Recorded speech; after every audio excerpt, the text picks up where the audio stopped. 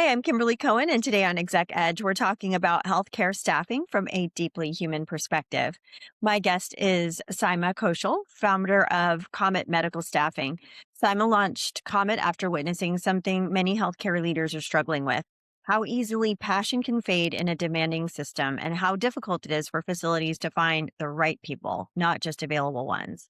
Having worked inside healthcare facilities herself and watching her own children enter the field, Saima saw firsthand how misaligned hiring decisions about caregivers, and it really does affect caregivers, patients, and outcomes. In this episode, we're going to talk about burnout as a systems issue, why right fit matters more than speed, and how thoughtful workforce design can elevate both care and professional longevity in healthcare. This is a grounded, values driven conversation. So let's get into it. Simon, welcome. I really appreciate you being here today. Thank you so much, Kimberly. I'm so glad to be here. Great. So tell me a little bit about yourself. Give their viewers a little bit of a background, how you came to where you're at now, and yeah. Okay. Well, I worked in various fields throughout my life. I was in corporate America, and I really I was at the point in my life where I wanted to do something on my own, um, but also something meaningful. So I had really just started browsing to see what kind of business I wanted to be in. I do come from a family where a lot of people have been in business. So I started exploring. And honestly, staffing and particularly medical staffing was not really something I was looking to do because I did know that there's quite a bit of competition out there. It's difficult. Um, However, my older kids, they were graduating. The two of them are health professionals, and both of them had very similar experiences in that when they graduated and went to work, they quickly, within 6 months, were already starting to experience burnout. And, then us just as parents, myself and my husband were talking to them about, okay, well, are you sure you want to change your career? Because, you don't want your kids changing their career when there's been such a time investment. Um, and we basically what I felt like was that it's not what they're doing, it's not the patients. What they're really experiencing is with my first one, it was definitely that it was the facility. It was what was happening at the facility, and that just wasn't the right fit for him. Right. And so then I just kind of, talked to him, and he looked at various different facilities and more now. And in that search, he focused more on not just the numbers, not just the location and the numbers, on other things that were important to him. And then he found a wonderful match. He's there now. It's a different practice. He's been there for several years now, I think, definitely beyond 3 years. And he's happy. He likes it. And I'm definitely sure that if he wanted to, he could leave and do better with the numbers. But the fit itself is so important. So he had graduated in 2019, and then my other daughter, my two other daughters actually, they both graduated. They're both in healthcare, and I saw them having a similar experience. Definitely burnout very quickly. And then I started to realize that yes, there are a lot of staffing agencies out there. There is a lot of competition, but my personal feeling was that people, the people who are doing the staffing, not that it's their fault, because they need to make at least like 100 calls a day in order to have a few get back to them. And it's just, it's not humanly possible. If you're not using some kind of technology or something to filter out what you're doing, you can't do it. It's too much. So and then from the candidates, I would hear the experience that they had is that when I would actually be talking to someone, I had several instances of people saying to me, this is when I had already gone into the business, of course, saying to me that, hey, you're the first person who's actually talking to me and asking me what my preferences are. Right. And so that's what I did. I really I had a very strong support network. I had, great training. I had a consultant helping me, t- and it was really good. Um, but what I found was that really making those personal connections, spending the time, having the time to do that, Right. that's what worked. Yeah. And little by little, we've been making progress. Um, just basically on both sides. I'm going to say not just from the candidate side, but also from the client side. I definitely take time to get to know my clients Yeah. and really understand what it is that they need. And then on the other side, get candidates who will help to be there long term. So that is, I guess, a big differentiating factor is that we do permanent placement. We do not do short term contracts. So we are really looking for good, a good fit. Right. Yep. Yeah, absolutely. When you're looking at a permanent position versus something that's temporary, you really do probably have to spend a little bit more time to ensure that that's the right fit for them. And I mean, at the end of the day, and I'm just guessing this, but they have to stay in their position for a certain amount of time in order for your business to prosper too. Because they won't, I'm sure the other business your client wants to make sure that it's a good fit and a good investment for them. Absolutely. Absolutely. So basically, focusing on quality over quantity is what we do. I know that that may not be the industry norm at all. Um, so I did have somebody, yeah, I did have a very strong support network, like I said, with consultants and stuff. But I also had an IT guy who was really very strong in getting me the information I needed. Yeah, And just to be able to generate lists and you still have to have the human connection. Definitely. You still have to have that. And that's not where I'm proficient. I'm really good at making that human connection, but you do have to have some way of filtering and having the list together on both sides to call. sure. Yeah, absolutely. And so in terms of technology, what do you feel is working the best for you? And I guess secondarily, what have you tried and hasn't worked for you? Um, see, I we did a lot of research in the beginning, to see what the trends were and which positions needed to be filled where, geographically, because we are national. Um, and I found that that research did not help me in the least. So I'm going to say that that didn't help. Um, I mean, I'm fairly certain that my research was good. Um, but maybe it doesn't depend for a company my size especially when you're first starting out. It probably does not depend on whether or not there are thousands of openings. Um, and so I think that was information that we gathered. We thought it was useful. It didn't turn out to be useful. We didn't really use it for anything. Because when we kept focusing on where there was a bigger need, it just didn't match. That's not where our business took off. Um, so that didn't really work. We had another my IT guy, he generated lists for us to call clients. Okay. And I don't really know, to be honest. Should have asked him, but he was going online and just getting us lists of facilities that we could call to Okay, so to that's get clients. and so you're just like actually picking up the phone and calling them. We did a combination. We did mass emails, mass texts, and calling. Okay, gotcha. And were you using technology to do that, or were you um kind of different tools for it, or how did that work, and did it work out?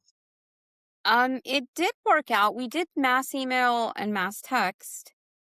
Um, we had text us for the text campaigns. Yeah. And I don't know if you're familiar, right? We used text us for that, and then for emails, we were using a program for mass emails. I don't remember what that was, but it was fairly simple. You could just drop your list in there, and it would send the mass emails. And we were also able to track when somebody did not want us to email them or text them, which I think is really important. That as soon Yes. as somebody said stop or no or whatever, we would immediately remove them from our list because you don't want to harass people. If someone Oh, doesn't want you to contact them, do not contact them with whatever type of opportunity it is. So we would remove them immediately. And that was right. being a small business. That's something that I didn't even leave to my IT guy. I did that myself because I wanted to make sure we weren't harassing people. Sure. Uh, so yeah, that's what we did. But the phone calls, we actually made the phone calls to make that human contact. Gotcha. And how did that work out? It got us going. That's what got us going. Great. That's awesome. Yeah, we've got there's so much out there in terms of technology these days. It's remarkable. That there's actually tools that will call out for you. That will and then that will have conversations with people over email and set appointments. It's wild. There's even something for reaching out to LinkedIn on LinkedIn, Mhm. um, like and then send voice messages. I mean, the technology is fantastic these days. That's awesome. So what are you seeing on the roadmap for 26, 27 in terms of growth for your agency? Well, I think that's something that I figured out what you're talking about the technology, is that for us to scale, and I think I had mentioned this, before, that I'm happy with where we are because me with starting my business, I have a family. This is my business. This is my full-time job. Right. But I wasn't, if I'd done this maybe 15, 20 years ago, I think I would have been in a different situation where I just, I didn't have the bandwidth or the time to spend so much time on it. Um, but if I had really wanted it to grow, this way, I think I'm growing like this, not on as much of a slant. But I do see the potential that I could be growing like this if I were to use some of those methods. Now, the reason why I didn't do it is that um, I am selective with my candidates and my clients because I personally, for my business, I would rather make 10 placements and have 9 really good ones. And I think I have to leave some margin for, okay, one just isn't going to work out no matter what I did, how thoroughly I vetted both sides and thought that it would fit. Um, For me, I think it's better for me to do 10 in whatever time period we're talking about, whether it's a month, a quarter, whatever, than to do, say, 50 and then 50% of those are bad or not Right. so. Because this is a business. I need to be making an income, but for me, it's personal also. Mhm. I started this business when I saw the struggle with my kids as healthcare professionals. Um, and, in healthcare, everybody's always talking about the shortage. Yes, I guess if you look at the macro numbers, there is a shortage, but there's also a big disconnect where the good healthcare professionals can't find the facilities where they're going to have time to spend with the patient. And when they're saying good facility, that's what they usually mean. That's what I discovered. Because in the beginning, I was pitching to them whatever facility had the latest technology and had this and had that and, all these great salaries. And then what I really started to discover was that people, when they first graduate, they may have a certain set of criteria. And then as time goes on, the really good healthcare workers, those numbers and those, shiny new equipment, that's not going to hold them. It Right. might get them in the door, but it's Yeah. not gonna hold them, and I know the cost when of the turnover. Even if somebody leaves after a year or 2 years, it's a big cost for that facility. Whether it's a hospital or a practice, it's gonna cost them at least 35 to $50,000, and I'm talking about, an RN, somebody like that. So when an NP or a PA or a physician leaves, it's gonna cost way more than that. Yeah. So Yeah. it's it doesn't make sense. I think that sometimes the people who are doing the financials, and by profession I'm an accountant, I know how those numbers look and what it looks like. They may think that they don't want to have, they don't want to have someone doing their staffing. They want their HR to do it. But when you don't have a good placement, it ends up costing you more. Because it's not just the cost up front, it's that cost that goes for the first, I would say, almost 6 months of getting that person settled into their job, and Absolutely. really getting to know the patients, and doing that. So for me, I would rather make less placements, but have 9 out of 10 be really, really good, and maybe one, okay, it's not the best, the person leaves after a year or something like that. I'm okay with that. I don't wanna make 50 and then 50% just, leave, or it's not the right fit, or even worse is when they stay and it's not the right fit, because then at the end of the day, it doesn't help the patient at the end of the day. Right. Oh, And then absolutely. I'm Yeah. sorry. And And so I think oh, that's what causes a lot of the burnout when I speak to people. And I'll sometimes speak to someone.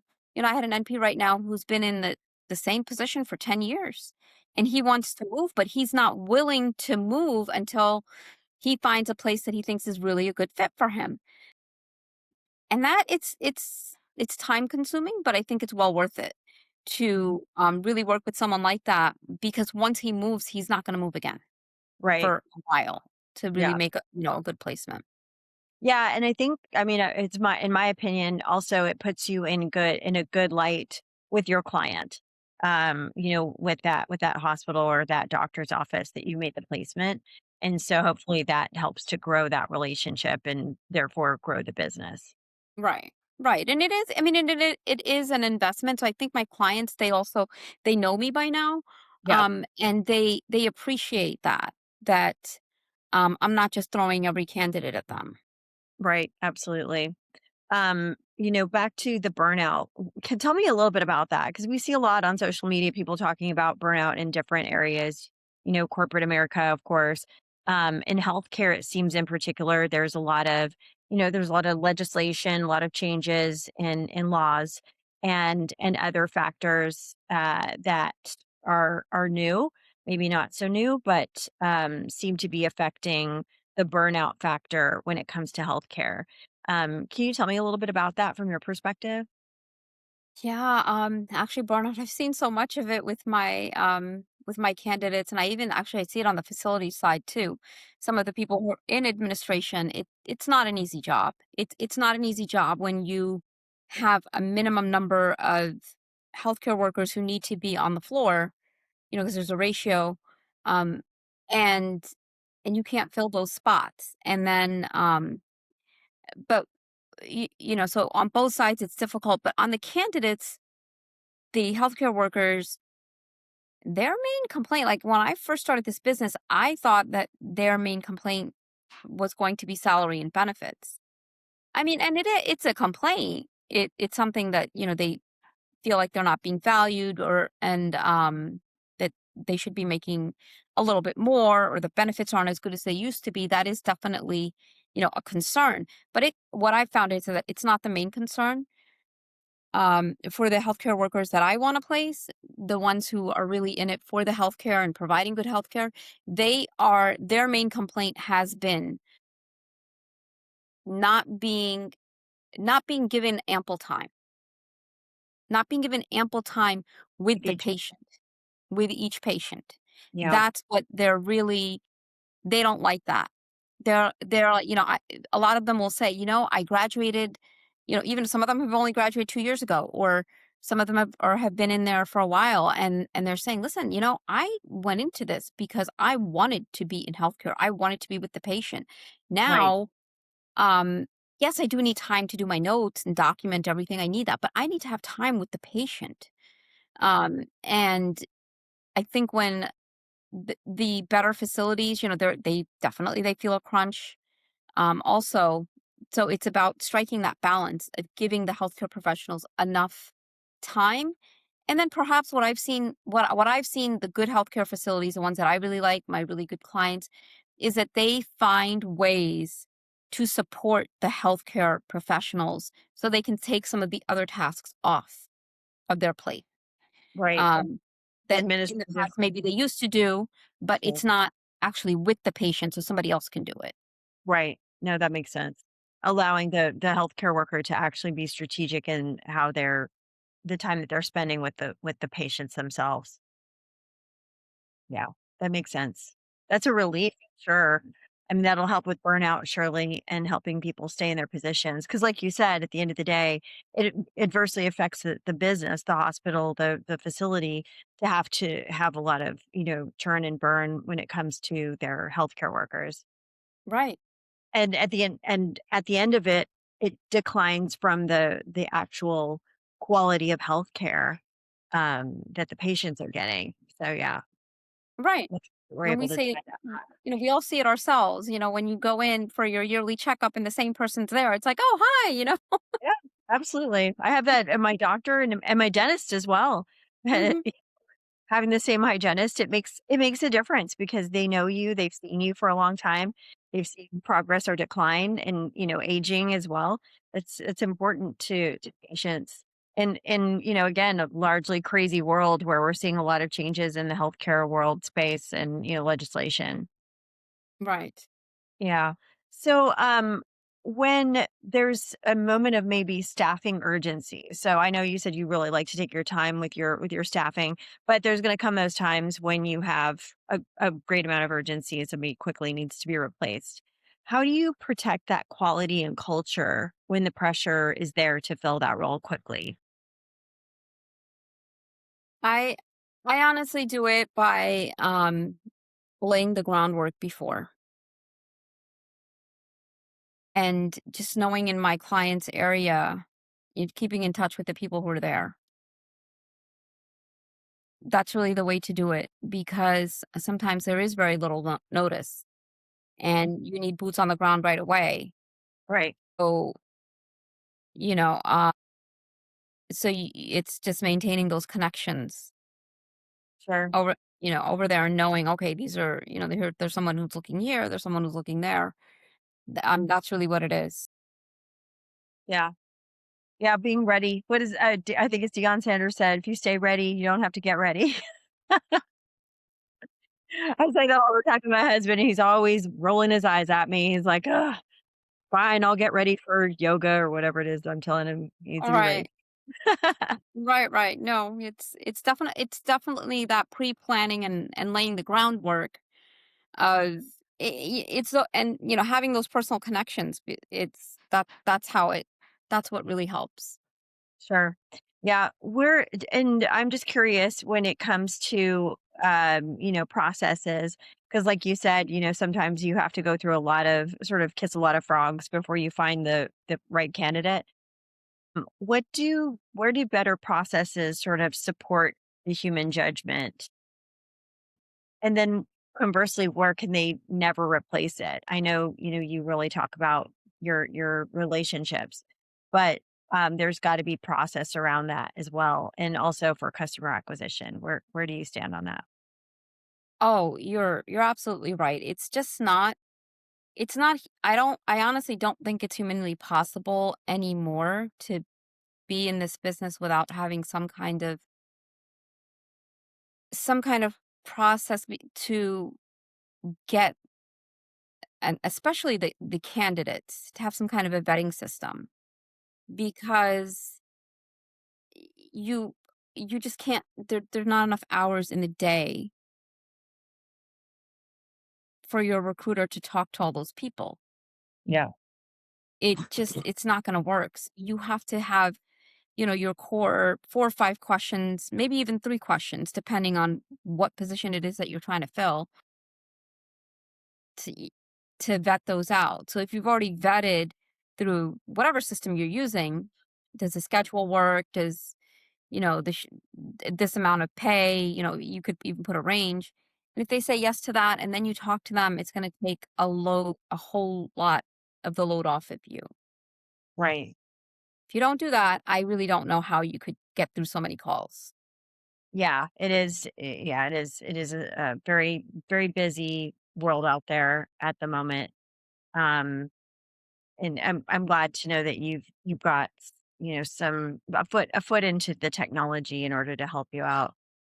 Um, what keeps you committed to the path that you're taking when it might be easier to scale faster? Because you're talking about, your human connection.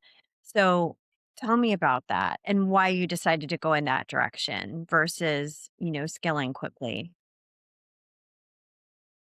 I think it's not something that I planned.